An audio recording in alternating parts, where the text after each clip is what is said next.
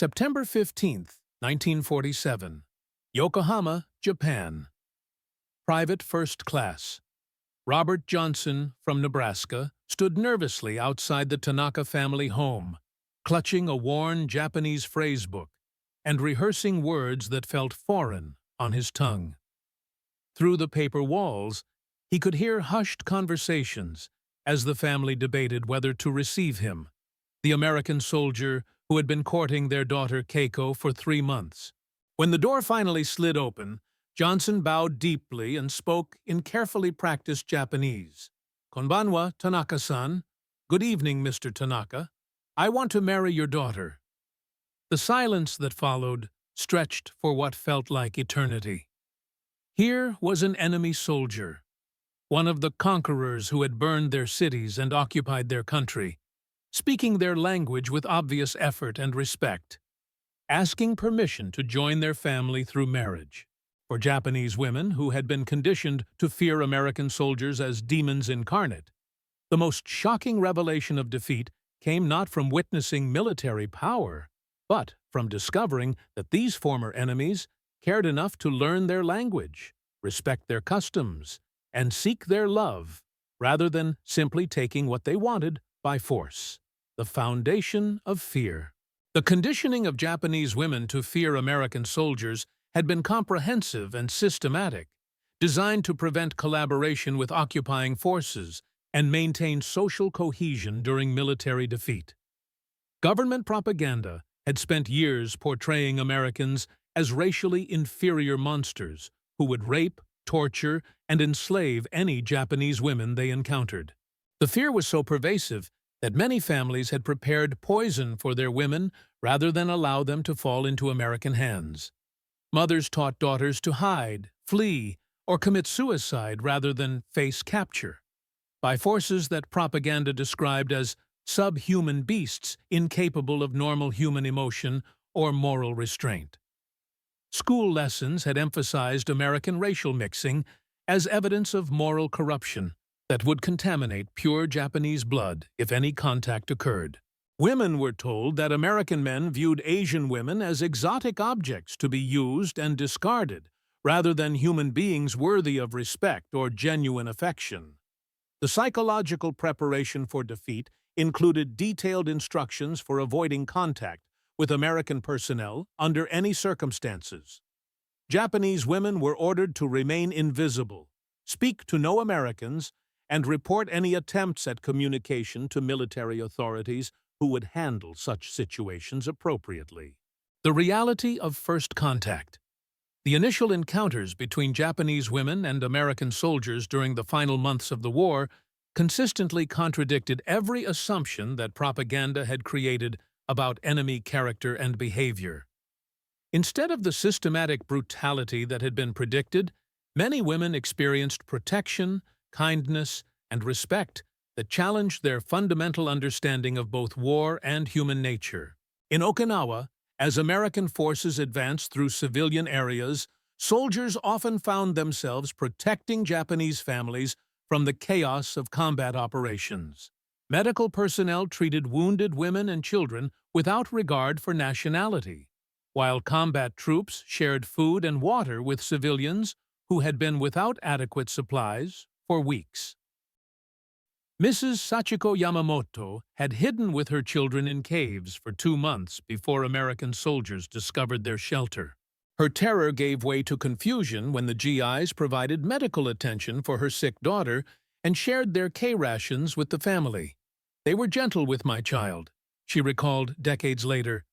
"I had expected monsters, but they showed the kindness I had known only from family." The cultural sensitivity displayed by many American personnel contradicted propaganda about Western barbarism and ignorance. Soldiers who removed their boots before entering homes, bowed appropriately to elderly people, and attempted basic Japanese phrases demonstrated respect for customs that Japanese military authorities had claimed Americans would mock and destroy. The occupation transformation. The American occupation of Japan beginning in August 1945 created unprecedented opportunities for sustained contact between former enemies who discovered shared humanity that transcended national boundaries and wartime hatred. The presence of over 350,000 American personnel throughout Japan made interaction inevitable, despite official policies designed to minimize fraternization. General Douglas MacArthur's administration emphasized democratic reform and cultural exchange that gradually broke down barriers between occupying forces and civilian populations. American personnel received training in Japanese customs and basic language skills that enabled respectful interaction with local communities. The economic devastation of post-war Japan created situations where American assistance became crucial for basic survival. Food distribution, medical care, and employment opportunities often depended on cooperation with American authorities, forcing Japanese women to interact with personnel they had been taught to fear. Many Japanese women discovered that American soldiers possessed the same basic human needs and emotions that motivated Japanese behavior. These men missed their families, worried about their futures, and sought companionship that could ease the loneliness of overseas service far from everything familiar. The Courtship Revolution. The development of romantic relationships between American soldiers and Japanese women represented a complete reversal of wartime conditioning that had portrayed such contact as impossible and degrading. These relationships often began with simple acts of kindness that gradually evolved into genuine affection based on mutual respect and understanding.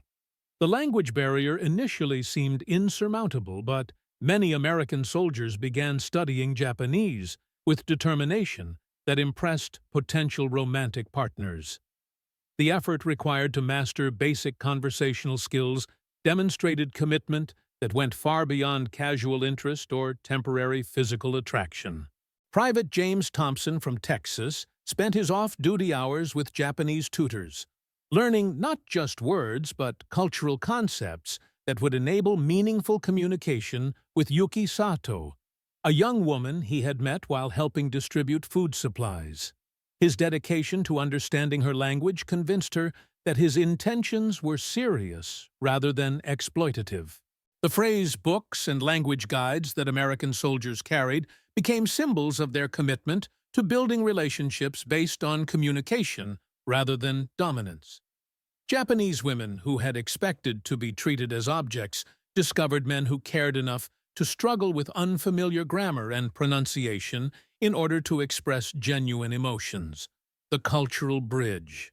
American soldiers who seriously courted Japanese women often immersed themselves in cultural learning that exceeded basic language acquisition. They studied Japanese history, art, literature, and social customs to better understand the women they hoped to marry and the families they sought to join. The effort required to navigate complex Japanese social protocols impressed families who had been skeptical of American intentions. Soldiers who learned proper gift-giving etiquette, appropriate greeting behaviors, and respectful conversation patterns demonstrated cultural sensitivity that contradicted stereotypes about Western ignorance and arrogance. Sergeant William Carter from California spent months learning the intricacies of Japanese tea ceremony to properly court Michiko Tanaka, whose family had practiced the art for generations. His willingness to master these skills convinced her parents that he understood the seriousness of joining their family tradition. The religious dimension of cultural learning often proved most challenging and meaningful. American soldiers who studied Buddhism or Shintoism to understand their partner's spiritual beliefs demonstrated respect that transcended mere romantic interest to encompass genuine appreciation for Japanese civilization.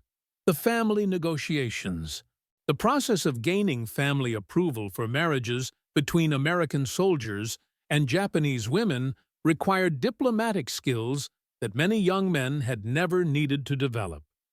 Traditional Japanese family structures emphasized collective decision-making that gave parents and extended family significant influence over marriage choices.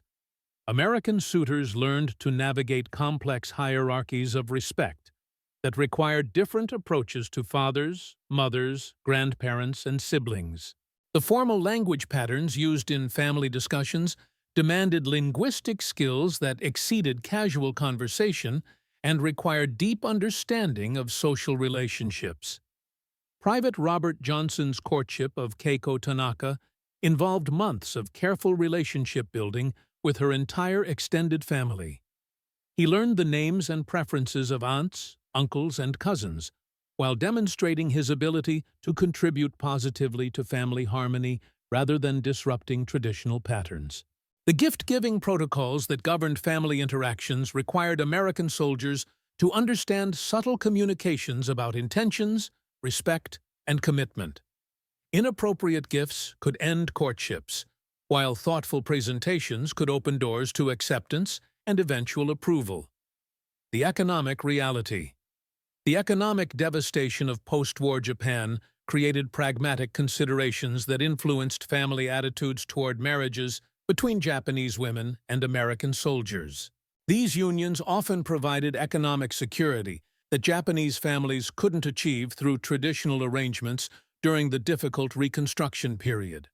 American military pay, commissary privileges, and medical benefits offered resources that could support not just wives, but extended families struggling with unemployment, housing shortages, and basic survival needs. The material advantages of marriage to Americans created incentives that complicated purely romantic considerations. Many Japanese families found themselves weighing cultural concerns against economic necessities that made American marriages attractive, despite social prejudices. The opportunity to emigrate to America offered escape from the poverty and uncertainty that characterized post-war Japanese society. The economic dimension created ethical dilemmas for American soldiers who understood that their resources provided advantages that might influence romantic decisions. Many struggled to distinguish between genuine affection and practical considerations that made American husbands attractive regardless of personal compatibility. The wedding ceremonies. The marriages between American soldiers and Japanese women often required creative combinations of Western and Japanese traditions that satisfied both cultural expectations and legal requirements. These ceremonies became powerful symbols of cultural reconciliation that transcended individual romantic relationships. Traditional Shinto wedding ceremonies presented particular challenges for American grooms who had to learn complex ritual behaviors while demonstrating appropriate respect for sacred traditions. The spiritual dimension of Japanese marriage customs required understanding that went beyond mere performance to encompass genuine appreciation for religious significance. Christian ceremonies conducted in English often excluded Japanese family members who couldn't understand the language or participate meaningfully in unfamiliar religious traditions. Bilingual ceremonies became necessary to ensure that both families could witness and celebrate the union appropriately. The wedding photographs that documented these intercultural unions became historical records of transformation from wartime enmity to personal love. Images of American soldiers and Japanese brides in traditional wedding attire contradicted every assumption about racial incompatibility and cultural barriers. The social revolution. The visible presence of interracial couples in Japanese communities challenged traditional social hierarchies and racial assumptions that had dominated Japanese culture for centuries. These relationships forced Japanese society to confront questions about racial purity and cultural boundaries that had seemed absolute before the war. The success of many American-Japanese marriages provided evidence that contradicted racial theories about fundamental incompatibility between different ethnic groups. Children of these unions often demonstrated the best qualities of both cultures while adapting successfully to either American or Japanese society.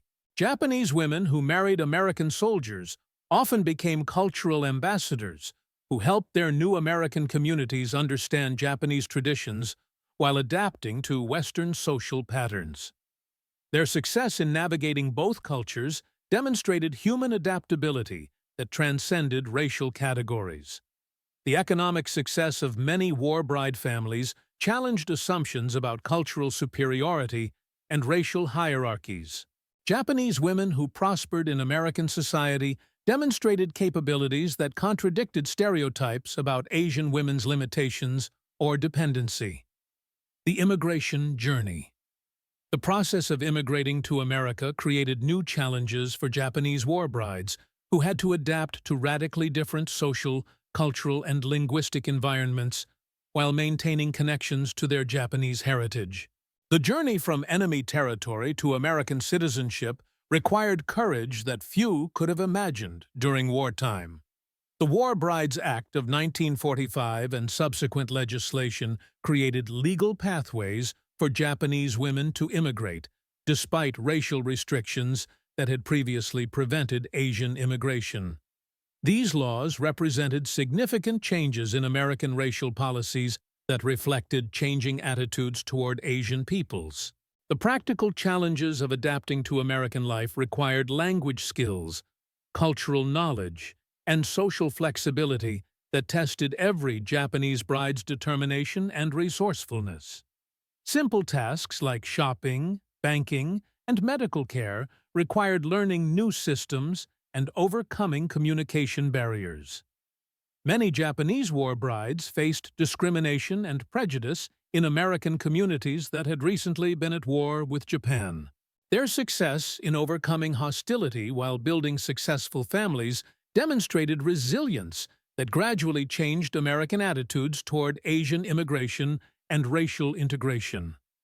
The children's heritage. The children of American soldiers and Japanese war brides represented living proof that racial boundaries could be transcended through love, understanding, and cultural adaptation. These mixed heritage families often became bridges between cultures that had seemed irreconcilably opposed during wartime. Many war bride children grew up bilingual and bicultural, equally comfortable with American and Japanese traditions while creating new identities that combined the best elements of both heritages. Their success in navigating multiple cultural identities demonstrated possibilities for racial harmony that exceeded anything imagined during wartime. The educational achievements of many war bride children challenged stereotypes about racial mixing while demonstrating the advantages that cultural diversity could provide when supported by loving families. These children often excelled academically while maintaining strong connections to both American and Japanese cultures. The military service of many war bride sons in American armed forces provided powerful symbols of loyalty and integration that helped overcome persistent prejudices about divided loyalties among Asian Americans. Their willingness to serve the country their fathers had defended demonstrated patriotism that transcended racial categories. The long-term impact. The marriages between American soldiers and Japanese women created lasting changes in both American and Japanese societies that extended far beyond individual relationships. These unions helped establish foundations for the post-war alliance between former enemies that became one of the most successful partnerships in international relations. Japanese-American communities that welcomed war brides often experienced cultural revitalization as new immigrants brought fresh connections to Japanese traditions and language. The cultural exchange enriched both communities while demonstrating possibilities for successful integration. American families that accepted Japanese daughters-in-law often developed deeper appreciation for Asian cultures, while overcoming prejudices that had seemed insurmountable during wartime. The personal relationships created understanding that influenced broader social attitudes toward racial integration. The business relationships and cultural exchanges that developed through war bride families often created economic opportunities that benefited both American and Japanese communities. These personal connections provided foundations for trade relationships and cultural cooperation that supported broader diplomatic initiatives. The cultural transformation. The cultural changes that resulted from war bride marriages extended throughout both American and Japanese societies, creating new possibilities for intercultural understanding and cooperation. These relationships challenged fundamental assumptions about racial categories and cultural boundaries that had dominated thinking in both countries. American popular culture began incorporating Japanese elements that reflected the influence of war bride families on broader social patterns. Food, art, music, and literature showed increasing Japanese influence that enriched American cultural diversity while demonstrating successful cultural integration. Japanese society gradually developed more positive attitudes toward international marriage and cultural exchange as war bride success stories contradicted propaganda about Western corruption and racial incompatibility. These changing attitudes supported Japan's integration into international communities during the Cold War period. The educational innovations that developed to serve war bride families often became models for multicultural education programs that benefited broader populations. The practical experience of managing cultural diversity provided lessons that influenced educational policy and curriculum development. The ultimate recognition. In the end, Japanese women who couldn't believe American soldiers learned their language to marry them witnessed the most profound transformation possible in human relationships. The evolution from mortal enemies to loving families united by respect, understanding, and genuine affection that transcended every barrier that war and propaganda had created. The effort that American soldiers invested in learning Japanese demonstrated commitment that exceeded anything required by military duty or casual attraction. Their willingness to struggle with unfamiliar language and customs proved that love could motivate cultural learning that changed both partners while creating new possibilities for human connection. For Japanese women who had been conditioned to fear American contact, the discovery that these former enemies would humble themselves to learn proper expressions of respect and affection represented complete reversal of every assumption about racial superiority and cultural boundaries. The language learning proved that Americans could show the respect that Japanese culture demanded. The marriages that resulted from these linguistic courtships became living proof that human beings could overcome any barrier when motivated by love, respect, and genuine desire to understand each other across cultural boundaries that had seemed absolute. The children of these unions carried forward the evidence that enemies could become family when individuals chose understanding over hatred. The Japanese phrases that American soldiers learned to express their love became bridges across cultures that had been separated by war, prejudice, and misunderstanding. When these men bowed deeply and spoke words of commitment in careful Japanese, they proved that respect could be learned, love could transcend racial boundaries, and former enemies could create families that honored both heritages while building new traditions that belonged to neither culture alone, but to the future they would share together.